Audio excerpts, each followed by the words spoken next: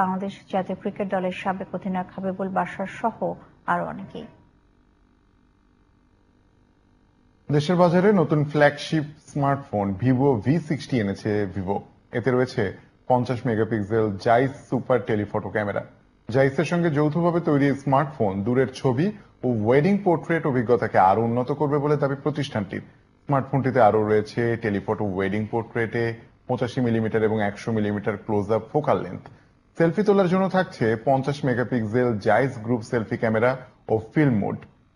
6500 mAh blue volt ব্যাটারির সাথে থাকছে 90 ওয়াট ফ্ল্যাশ চার্জ। প্রসেসর রয়েছে কোয়ালকম স্ন্যাপড্রাগন 7 Gen 4 চিপসেট এবং IP68 ও IP69 রেটিং এবং AI ইন্টেলিজেন্স।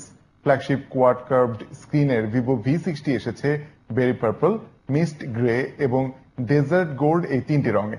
12 জিবি র্যাম ও 256 জিবি স্টোরেজ ভ্যারিয়েন্টের দাম 64,999 টাকা।